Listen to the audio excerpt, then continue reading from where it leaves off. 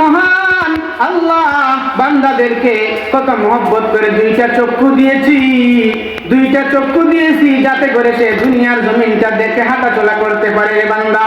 কিন্তু আমি আল্লাহ তাআলা যে তাকে এত বড় নিয়ামত দান করলাম, ওই দুইটি চক্ষু দিয়ে সে আমি আল্লাহ নিদর্শনাবলী দেখে নাই। এই জন্য আমি আল্লাহ তাআলা তাদেরকে জাহান্নামে নিক্ষেপ করব।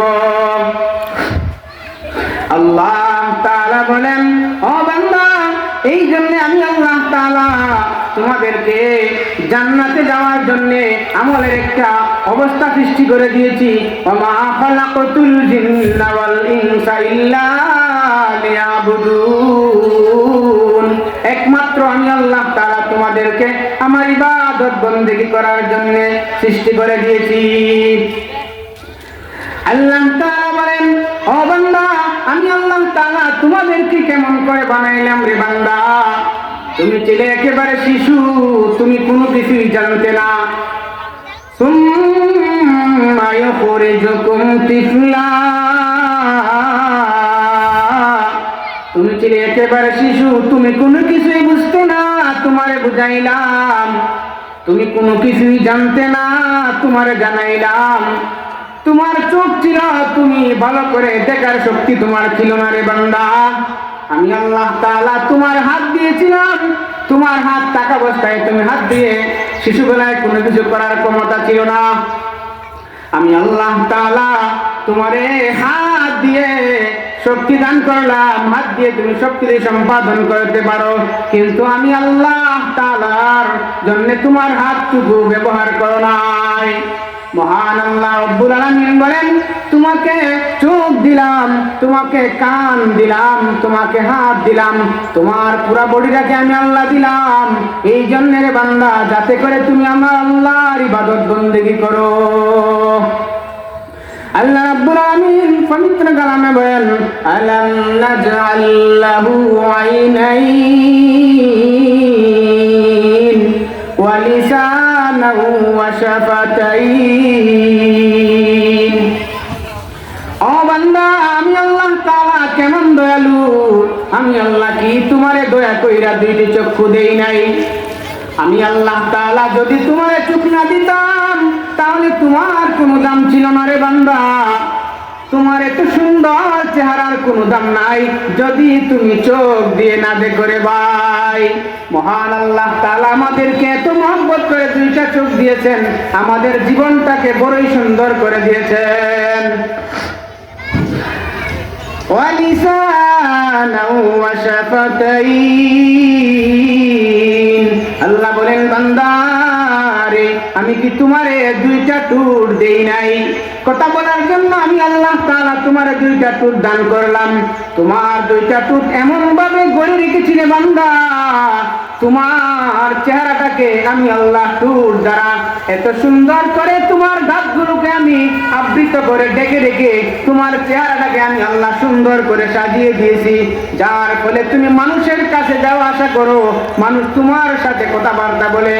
যদি আমি আল্লাহ তাআলা তোমার এই সুন্দর ঠোঁট দিয়ে যদি তোমার দাঁতগুলোকে, তোমার 32টা দাঁতকে আমি ডেকে ডেকে না দিতাম, তোমার মুখটাকে সাজিয়ে না দিতাম রে বান্দা, তাহলে তোমার দাঁতগুলো যদি বাহির দিকে বের হয়ে দাঁতগুলো মেলিয়া মেলিয়া থাকতো রে বান্দা, তাহলে কোনো মানুষ তোমার এই বিকৃত মুখের কাছে আসতো না।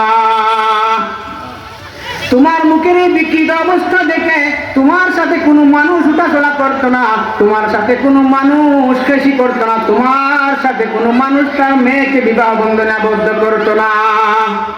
আল্লাহ বলেন, ওয়ালিসানাহু ওয়া শাফাতাইন।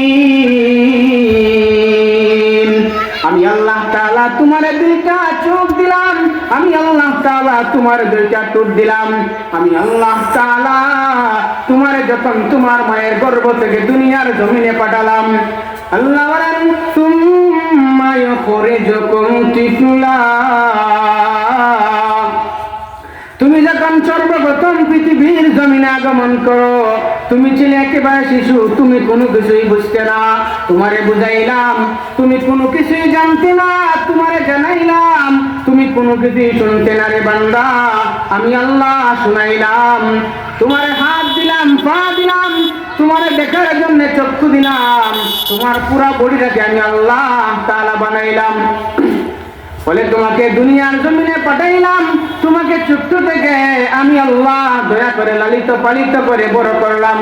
এখন বুঝিয়ে বান্দা তুমি আল্লাহকে ভুলে যাও, তুমি আমি আল্লাহকে ভুলে তুমি তোমার মন গড়া জীবন পরিচালনা করতেছ রে বান্দা।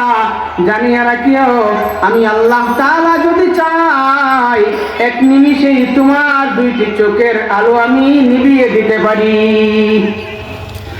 এক নিমিষে যদি রে বান্দা আমি আল্লাহ চাই তোমার মাথার বেঞ্চুকুকে আমি অকেজ করে দিতে পারি।